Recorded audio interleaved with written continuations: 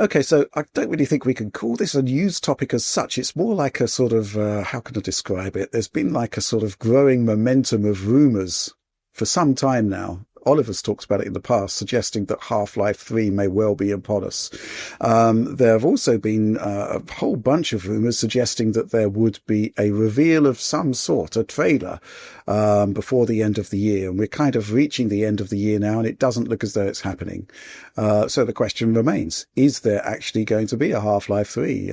Some people I've spoken to just can't believe it's happening. Others believe it's a done deal. This week, we actually had the Insider Gaming podcast talking about this.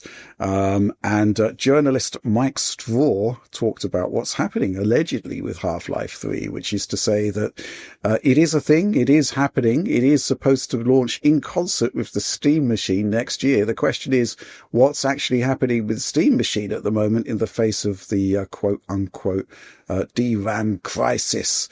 I'm not really sure what too much more we can add to this, to be honest. I guess it's going to be announced when it's going to be announced. And the same with Steam Machine and its release. I think that is tentatively supposed to be Q1 2026. But that seems to be the reason, if there is one, that Half-Life 3 has not been announced. John, what do you make of all of this?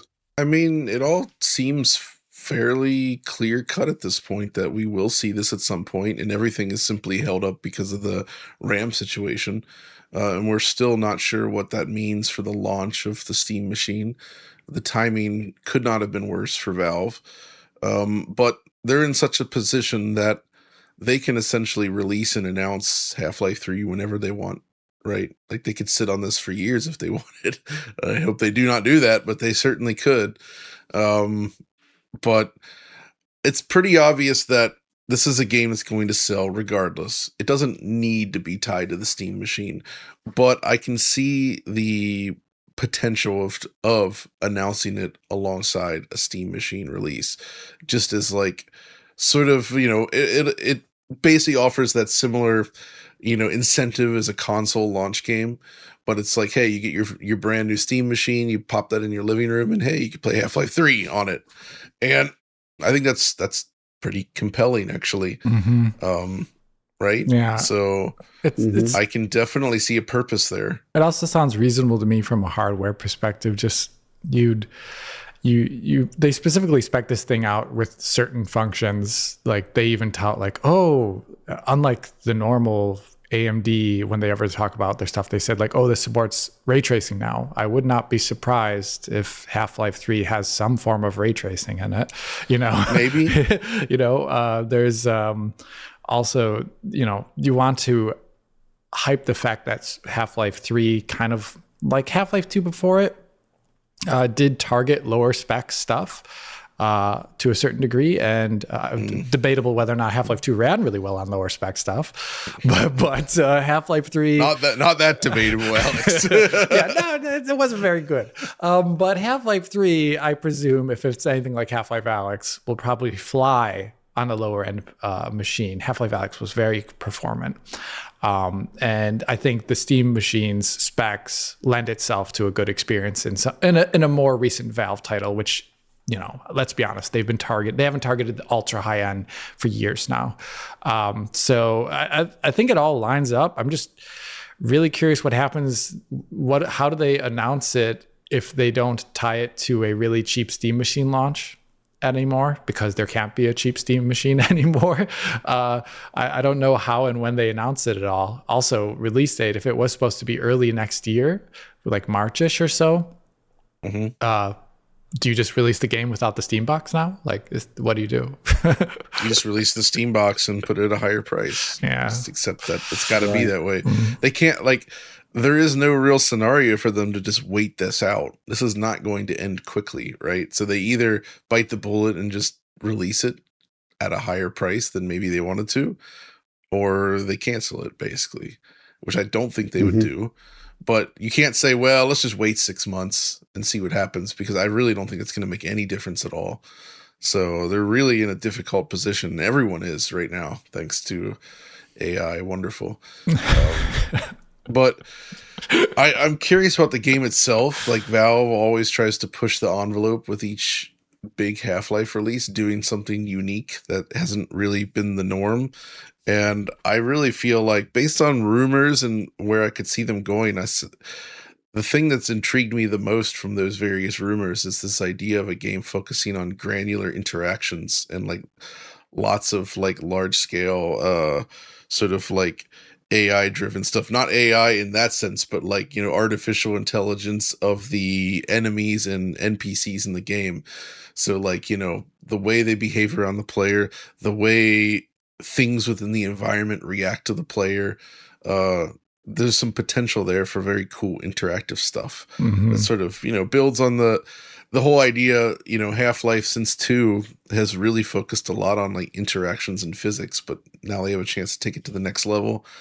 So, and after Half-Life Alyx, you know, that game was so built on that sort of concept because you were physically interacting with it using the hand controllers. So what will they do now? I feel like you can't walk it so far back, but you've got to make it applicable to a 2D screen again.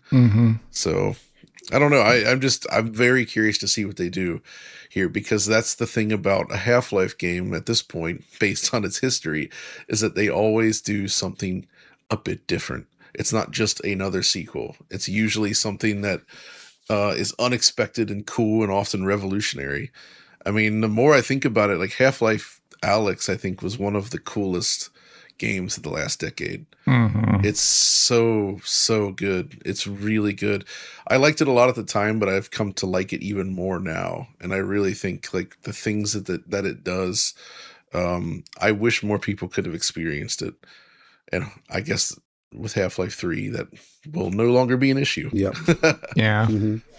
Yeah, I think that was one of the defining points of Half-Life Alyx, is that it was actually a really performant game. You didn't require monstrous GPUs. It was just really clever design from the tech art side of things that produced some phenomenal effects. Beautiful baked lighting. And I can absolutely see the same thing happening. What do you think, Yeah, Alex? I could see it being very much that case. Like John just said, just maybe an extensive usage of cleverly baked lighting for smaller scenes and whatnot. Like you just go in a small little room in Half-Life Alyx and everything is pristine looking from a lighting perspective, though it would maybe clash with some higher level interactivity. So I'd be curious to see what they would do to unify lighting in that scenario.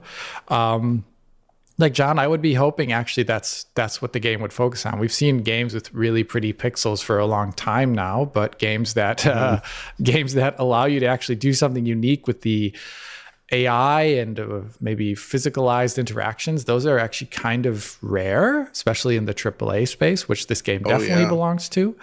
I was just looking not too long ago at videos by Marfidimus Black, or Marfy Black, if you've ever seen the Slappy Cromwell. John referenced one of his videos in the DF Turok Retro EX episode with Club Turok. He made that.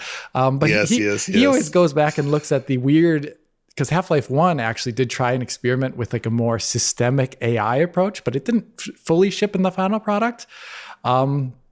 And I think, if they took ideas from back then and kind of brought them up to much more higher fidelity, as well as just, you can actually have physics now, unlike back then. You could do some really cool stuff that we haven't seen in many games, probably since like the Xbox 360 generation. And I would love if if it did focus on those things, less so pretty pixels, which, like I said, we have so many pretty pixel games now. It's fine. Right. Yeah. Going back to the Steam machine, we just don't know really the extent of this crisis, the extent to which it's actually there or not. But we do have some perspective from Edward Chrysler, PR manager for Sapphire. Now, Sapphire obviously make AMD graphics cards. And he sat down with Hardware Unboxed in a recent podcast and basically said this: I truly believe that within 6 to 8 months, we're going to see the market begin to stabilize. Now, it may not be the prices we want, but I think some of the uncertainty is going to disappear and we're going to see a stabilization. So I tell people, don't become chicken little with this. I'm not sure I understand that reference, but 6 to 8 months is still a really long time to actually not have any idea what's going on. I think we kind of want some sort of clarification. I think in terms of releasing the Steam machine, I think, as long as Valve is transparent about the reasons behind pricing, then, why not release it and people can either buy it or they can't buy it. I think at this point, nobody is expecting a machine with 24 gigabytes to launch at $400 anymore. Nope. Or $500 or whatever. So, it is going to be a case, it might be a slightly more muted launch because it won't be a value-ific box in line with like a PS5 digital edition or whatever. But I think the market now understands the situation that we're in. And, I think as long as there's transparency from Valve, it will happen. I don't see any reason why it shouldn't. Alex? Yeah, I don't see any reason why it shouldn't as well, just like you. And at this point in time, maybe just bite that bullet and just some clarity from actually any manufacturer at this point in time would be great, because they know about orders, they know about all these things, sure. But it's always played by, you have to kind of like secondary source every single thing. And you only know about it by refreshing the price of RAM on Amazon or Newegg every Monday morning. And that's the only really clear sense of things that you get. And I find that a bit of a shame. As a consumer, that you only can really figure out about the market through that means, but that's the way it is. Before we move on, though, I do want to quickly say, if you're hungry for Half-Life, one thing I'd recommend, I did recently, because it's the fall period, I always like to replay bits of Half-Life 2. It's very nostalgic for me at this point. And this year, I combined DXVK with Special K. The creator of Special K is over on the DF Discord, by the way. Super, super cool dude. To get proper HDR in the game. Oh, cool. And, you disable Valve's own tone mapper and HDR that they added because Special K handles that for you.